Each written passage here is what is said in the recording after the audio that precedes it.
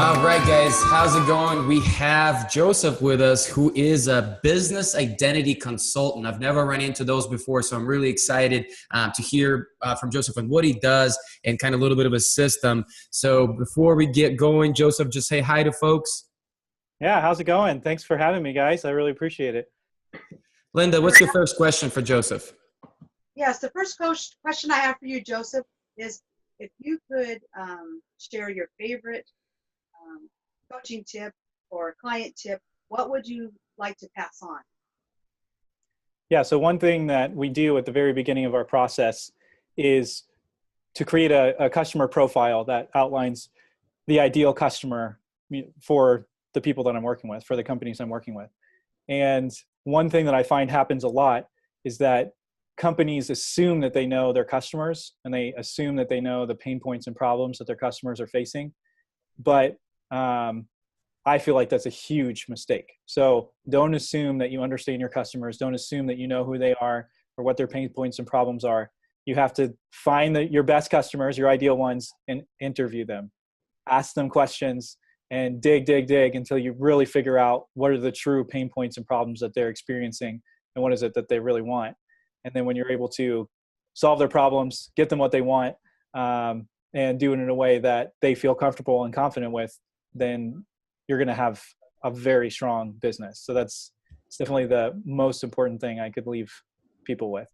I love that, man. It's simple, yet so many people skip over it thinking like, oh, no big deal, yet it's the foundation that everything's built on. Like, and I love that that's your focus point. So I have another question for you. Can you tell us why you became a consultant? And was it more of who you are, or is it because you went through a certain experience? I've definitely always been in a position for most of my life with friends of coaching or teaching them about different things, depending on, the setting and the situation, but it's definitely always been part of who I am. But as far as what I'm currently doing right now, I was running into some different struggles as a business owner, and I realized that there were a lot of other companies that were running into the same thing, or a lot of other entrepreneurs that are running into the same issues.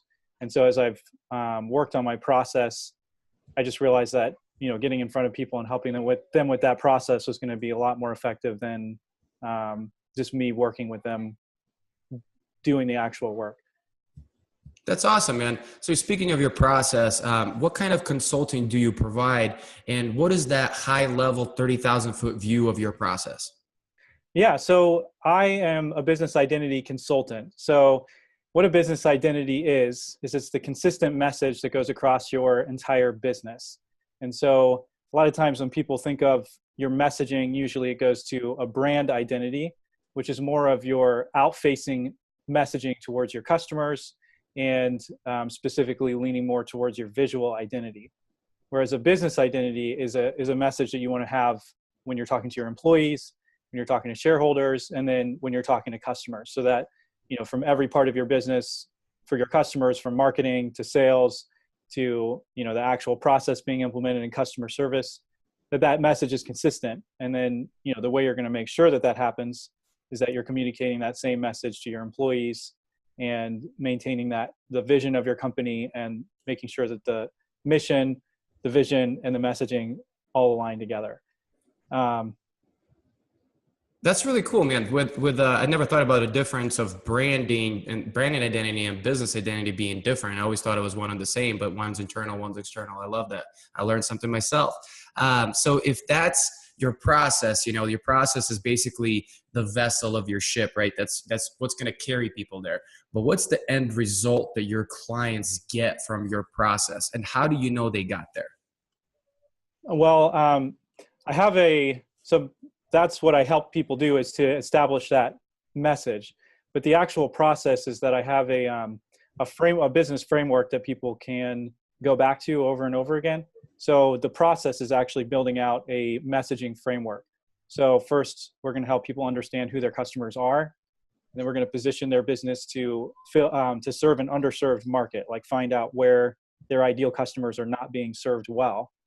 And then we're going to create a product or help to position what they do as a product that solves a unique problem that other people aren't focusing on. And then figuring out where a company's values align with their customers' values.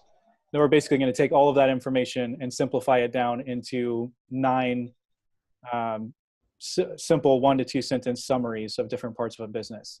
And so that way, when we're all done, each business is going to have this 1-page communication guide with very clear, very simple language that they can use. And they know it's the language that their customers are going to understand. So it makes it, again, so that there's that consistent message. So, to answer your question, how do we know that we're getting people to that point is once they've gone through the process, then they're going to have that clear communication.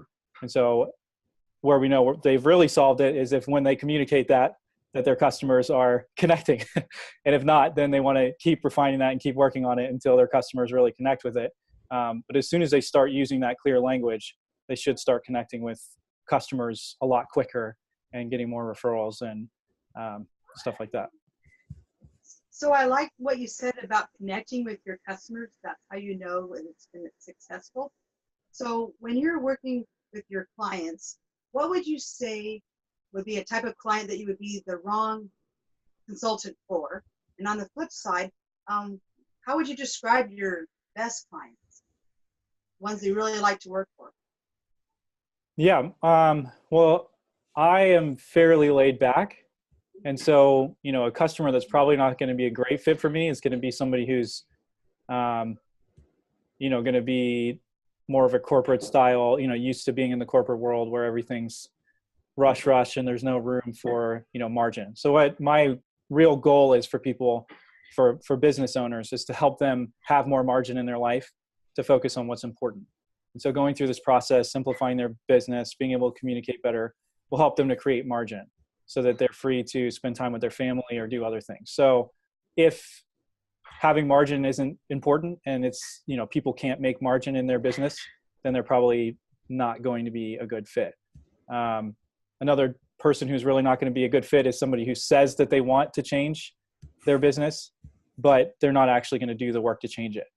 And so I really don't want to work with people who are going to say, even if they want to pay me for it, if they don't want to do the work and they don't want to see their business change, that doesn't help me reach my goal of helping businesses to, succeed and have more freedom.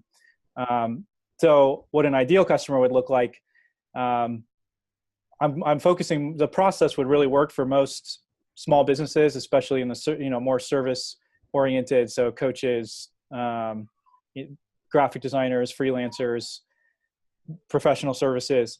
But I'm really aiming more for people who are in creative industries. So digital marketers, copywriters, graphic designers, people like that. But really like 1 to 5 person businesses and people who want to do work that has purpose. They want to be able to make more money, but more than anything, they want to have more freedom and flexibility in their life. So if somebody is looking for all of those things, then they would definitely be a really good fit for what I do. I really like what you had to say about how you like to work with the smaller communities or companies, so that way they can have more room to be able to have that margin that you were talking about. And so it sounds like the smaller scale companies are the ones that are going to be your most rewarding clients to work with. Thanks so much, Joseph, for having the time and spending the time with us and just giving these tips for the folks. What's the best way to reach you if somebody wanted to hire you for your services? LinkedIn is probably the best place to reach me. I'm definitely on LinkedIn a lot, or visiting my website, which is businessidentityco.com. And I have some free resources and stuff like that people can get there. So yeah, that's definitely the best 2 ways to reach me.